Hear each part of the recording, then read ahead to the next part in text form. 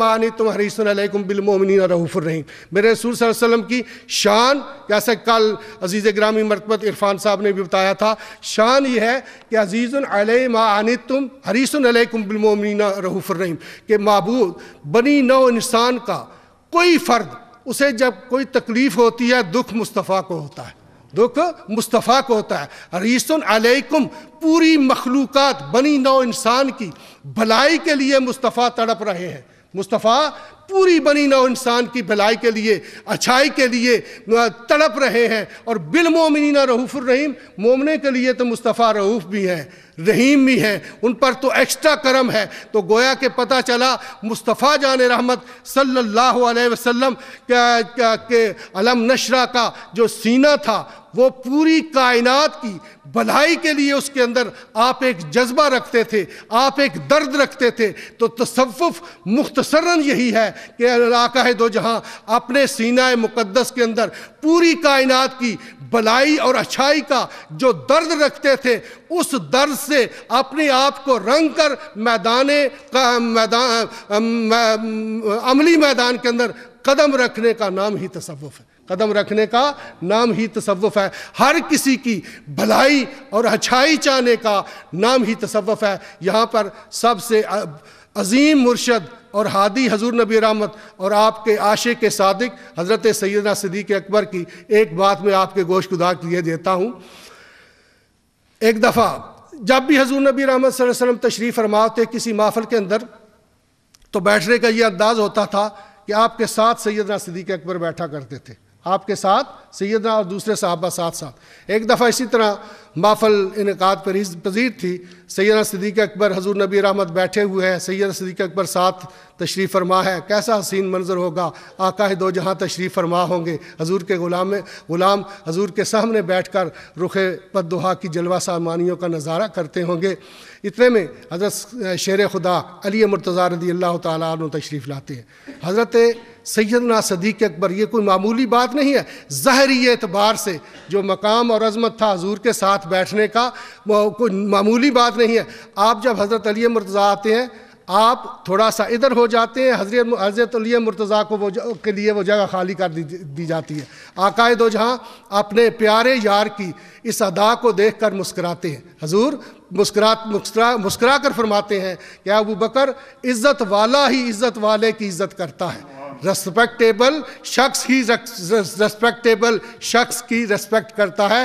تو یہ ہے اصلی میں اصل تصوف، یہ کوئی عام معمولی بات نہیں ہے۔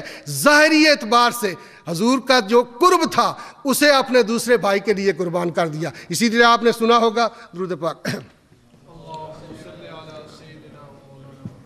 جنگ کے اندر صحابہ مصطفیٰ، جنگ ختم ہو جاتی ہے، زخمی صحابہ مصطفیٰ پڑے ہوئے میدان جنگ کے اندر، تو پیاس العطش پکار رہے ہیں۔ حضور کے غلام ایک پیالے کے اندر پانی لے کے ایک جو زخمی حضور کا صحابی تھا اس کے پاس جاتے ہیں، وہ پیالہ لے کر اپنے منہ کو لگاتا ہے، ساتھ والا العطش پکار اٹھتا ہے، پیاس پکار اٹھتا ہے، لبوں کے ساتھ ابھی پیالہ وہ لگانے والا تھا، اسی وقت وہ اس صحابی کو عرض کرتے ہیں مجھے نہ دو، میرے ساتھ والے ساتھی کو دو۔ جب دوسرے ساتھ والے صحابی کے پاس جاتے ہیں، وہ لبوں کے ساتھ لگاتا ہے، تیسرے کی آواز آتی ہے، وہ اسے کہتے ہیں مجھے نہ دو، میرے دوسرے ساتھی کو دو۔ اسی طرح ساتھ کے ساتھ ساتھیوں کے اپنی پیاس کو بلکہ اپنی جان کو قربان کر دیتے ہیں۔ جب وہ آخری شخص کے پاس پہنچتا ہے وہ جام شہادت نوش فرما چکا ہے، جب وہ پیچھے آتا ہے سارے جام شہادت نوش پر۔ یہ ہے تصوف، روح تصوف جو آقا دو جہاں صلی اللہ علیہ وسلم نے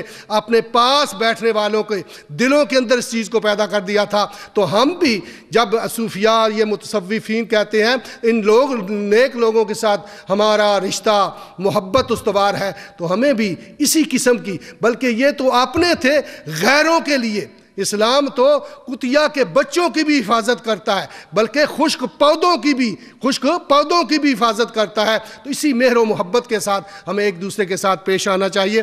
آخر میں ایک دو دعائیں میں آپ کے گوش گزار کیے دیتا ہوں۔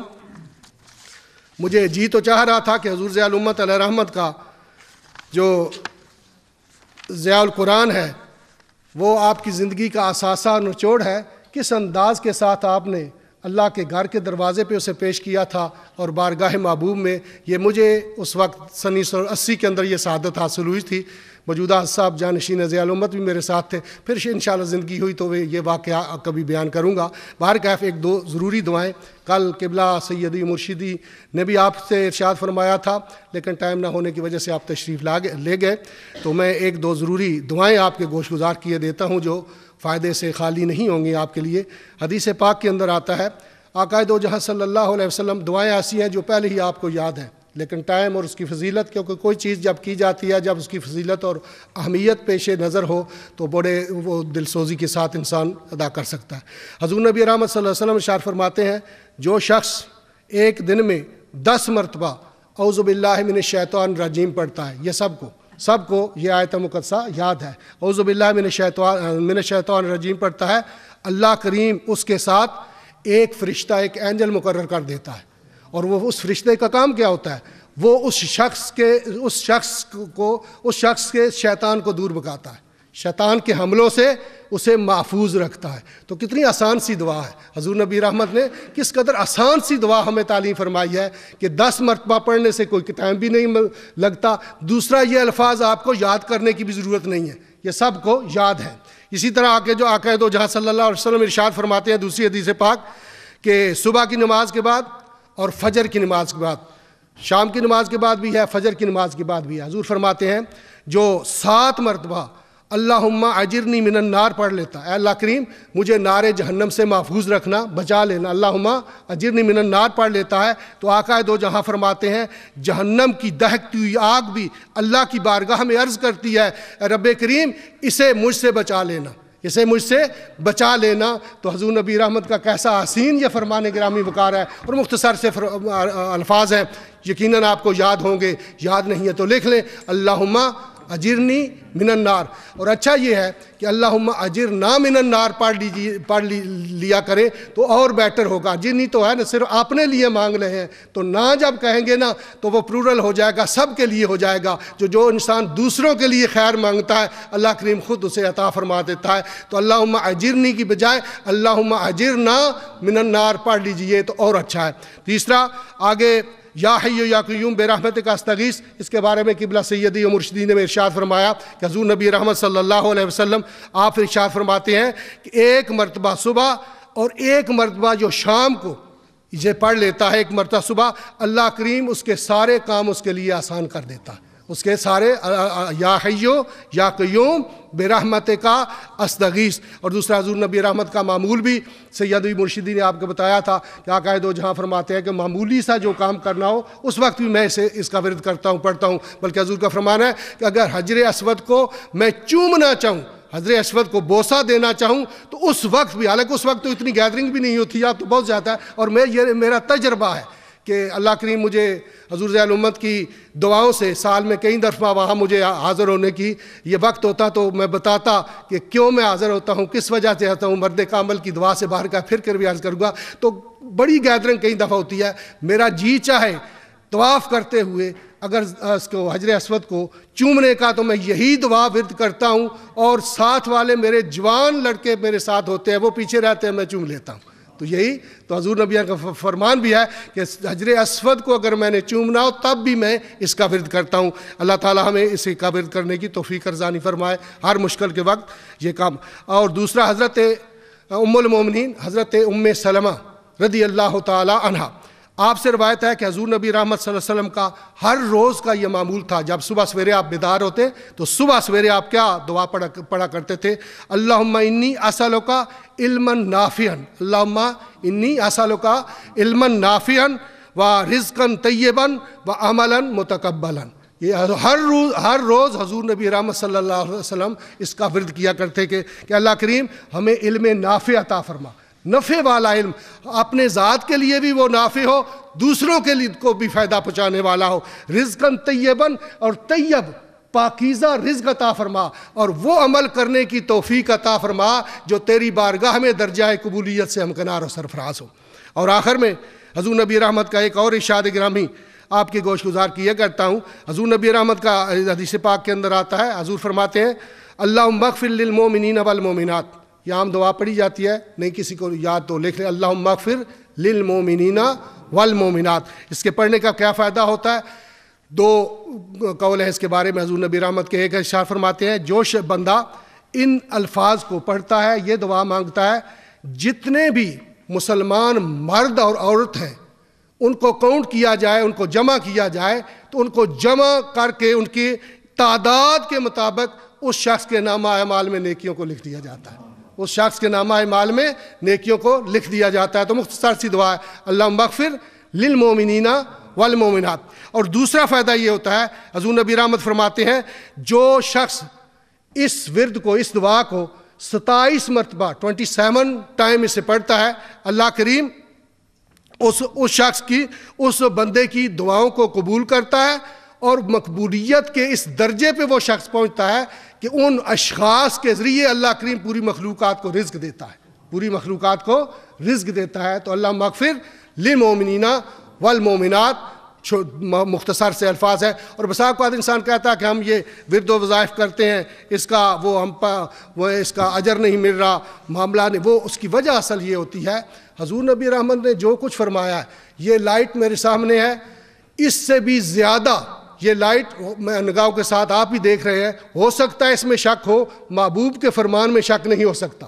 وہ کمی ہماری طرف سے ہی ہو سکتی ہے کہ ہم یہ جتنے بھی پھر ورد و وظائف کیے جاتے ہیں ان کے لیے لازمی یہ ہے کہ فرائض کی پابندی کی جائے. مطلب کوئی نماز پڑھتا ہی نہیں ہے، وہ کہتے میں یہ ورد و وظائف کر رہا ہوں، میں فائدہ نہیں ہوتا.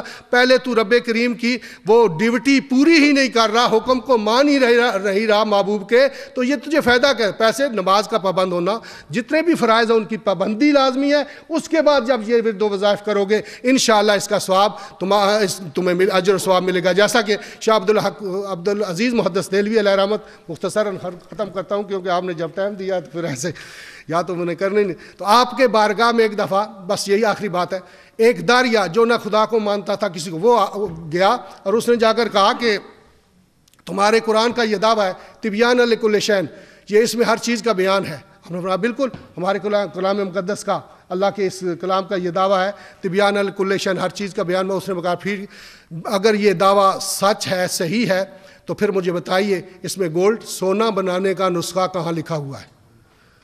حالانکہ یہ کوئی قرآن پاک تو رشد و ہدایت کے لیے آیا، وہ سونا بنانے یا پیتل بنانے کے لیے تو نہیں آیا نا. ہم جیسا کوئی انسان ہوتا تو وہ پریشان ہو جاتا. آپ نے فرمایا ہاں ہمارے قرآن مقدس کے اندر، اللہ کے کلام کے اندر یہ نسخہ بھی موجود ہے. نے فرمایا ٹھیک ہے مجھے بنا کے دکھاؤ.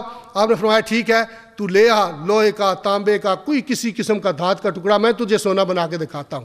وہ داریہ جو تھا وہ کوئی لوہے کا، تانبے کا ٹکڑا لے آتا ہے. آپ نے قرآن مقدس کی کوئی آیت مقدسہ پڑھی، چند الفاظ پڑھے، اس پہ پھونک ماری، چشم زدن میں وہ دھات سونا بن جاتی ہے. فَبُہِتَ الَّذِي کفر، اب وہ کافر مبہوت ہو جاتا ہے، حیران ہو جاتا ہے، ششدر ہو جاتا ہے کہ یہ کیا ہوا. کہنے لگا حضور مجھے بھی یہ بتائیے آپ نے کون سے رکوع پڑھا ہے، کون سی آیا مقدسہ پڑھی ہے. آپ نے ظالم، میں اللہ کریم کے کلام کے ہر ورڈ کے اندر، ہر لفظ کے اندر یہ تاثیر موجود ہے، لیکن اس کے لیے شرط یہ ہے کہ پہلے وہ زبان لے آ جس زبان کے ساتھ عبدالعزیز نے قرآن کو پڑھا ہے. تو پہلے اس انداز کے ساتھ جب ہم دعائیں مانگیں گے انشاءاللہ یہ دعائیں جو ہیں ہمارے قبول ہوں گی، ان کا ہمیں فائدہ ہوگا. اللہ کریم جو کچھ میں نے ٹوٹے پھوٹے الفاظ، کیونکہ شاہ صاحب مجھے کہتے تھے کہ اردو جو ہے نا آپ بڑی سخت بولتے ہیں، وہ لو قسم کی بولنا، تو میں اس طرف میرا خیال تھا، اس لیے پتہ نہیں میں کیا کیا بیان کر گیا ہوں. تو بارکہ میرے خیال میں آپ نے بات سمجھی ہوگی، اگر کوئی نہیں سمجھی تو میرے عزیز گرامی وقار آپ کو سمجھا دیں گے. تو دعا مخل عبادہ، ساری عبادتوں کا نچوڑ جو ہے نا وہ دعا ہوا کرتی ہے. تو دعا کے لیے خانوادہ سادات کے گلے حسین ہمارے پاس موجود ہیں، اور پھر آستانہ عالیہ بیرہ شریف کے خلیفہ مجاز سید لخت حسن شاہ صاحب تشریف فرما ہے. آخری دعا اب بھی وہ کریں گے اور نماز کے بعد بھی وہ کریں گے. آپ جتنے اب آئے ہیں اللہ کریم ہمیں خیر سے واپس بھی لے جائے، اور آئندہ بھی ہمیں خیر سے اس قسم کے جو محافل ہیں ان میں آنے کی ہمیں توفیق ارزانی فرمائے. وآخر دعوانا الحمدللہ رب العالمین. بسم اللہ الرحمن الرحیم. Thank you very much for our Ustad Sahib to give us that talk. And one thing which they mentioned, I just want to elaborate on. When Huzur Ziaul Umar Rahmatullah Ta'ala alayhi passed away, when they passed away, people, eulogies, yes, the eulogy you're talking about, we were talking about earlier, people spoke about them, and the best eulogy came from whom? Not from their own students, not from the circle of their own school of thought, but somebody from outside. I beg your pardon. It actually came from people from outside our school of thought. And they said he wasn't a normal person, he was actually a Sahabi Rasul. He was actually a Sahabi Rasul who got lost in time and he passed through our time. That was his real status. And this is not his own students, but people from the other side of the school of thought. They were praising him that much. And bifadli ta'ala, you were gathered under their banner for this period of time. And just before I called our last Pir Sayyid Lakhti Hasnain Shah Sahib to come and do the final dua, I would like to thank everybody for coming. All the goodness was from Allah subhanahu wa ta'ala, all the shortcomings were from ourselves. Allah ta'ala ہماری اس حاضری کو قبول و منظور فرما. اللہم صلی علی سیدنا و مولانا محمد و علی سیدنا و مولانا محمد و بارک وسلم صلی علیہ. یا الہی ہم نے 3 دن تیرے رضا کے اندر گزارے، تیرے پہرے میں گزارے، تیرے نبی کی تعریف کرتے ہوئے گزارے. اپنی بارگاہ بے کس پناہ میں ہمارے ان لمحات کو قبول اور منظور فرما. یا الہی ہمیں پتہ ہے ہم تیرے گناہ گار بندے ہیں، ہم نے جان بوجھ کر بھی زندگی میں گناہ کیے اور بھولے ہوئے بھی گناہ ہم سے ہوئے، لیکن تو ہمارا مالک ہے، تو رحمان بھی ہے، رحیم بھی ہے. ہم ساری عمر گناہ کرتے رہے، لیکن ایک ذات کا پتہ ہے کہ جس کے سامنے دستے سوال دراز کرنے سے ہمارے گناہ معاف ہو سکتے ہیں، تیری ذات ہے. یا الہی ہمیں یقین ہے تیری ذات کے اوپر، ایمان رکھتے ہیں تیری ذات کے اوپر. تو ہمارے اندر کو بھی جانتا ہے، ہمارے باہر کو بھی جانتا ہے. ہمیں معلوم ہے کہ تم نے ہمارے گناہوں کے اوپر پردہ ڈالا ہوا ہے. یا علی ان سارے گناہوں کے جس کے اوپر تو نے پردہ ڈالا اس کو معاف کرتے. ہمارے اٹھنے والے قدم جس نیت کے ساتھ ہم یہاں پر آئے تھے، ہمارے پچھلے گناہوں کی معافی کا باعث بناتے. ہمارے اٹھنے والے قدم یا علی ہمارے لیے درجات کی بلندی کا باعث بناتے. اپنا قرب ادا کر، اپنے نبی کا قرب ادا کر، اپنے ایمان کی مضبوطی عطا کر، اپنے نبی کے اوپر ایمان کی مضبوطی عطا کر.